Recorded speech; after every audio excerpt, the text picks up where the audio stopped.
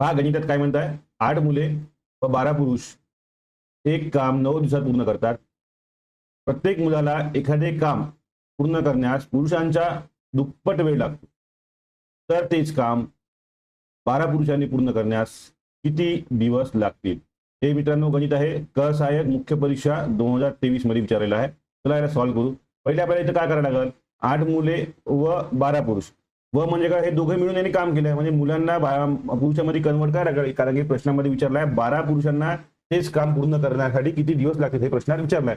त्यामुळे आपल्याला काम पुरुषांचं काढायचं आहे. इथे काय सांगितलंय, प्रत्येक मुलाला एखादे काम पूर्ण करण्यास पुरुषांच्या दुप्पट वेळ लागतो.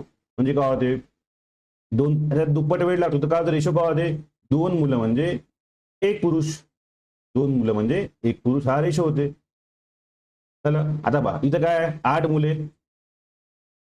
मुले अधिक व म्हणजे अधिक 12 पुरुष आहे.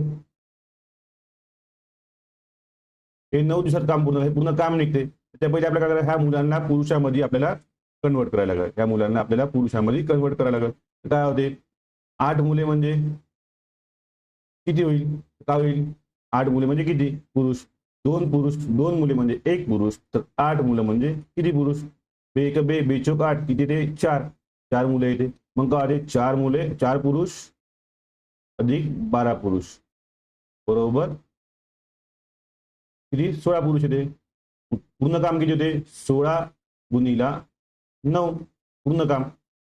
आता किती पुरुष, हे काम कोणाला पूर्ण करायचं आहे, यांना करायचं आहे, 12 पुरुषांना भागीला 12.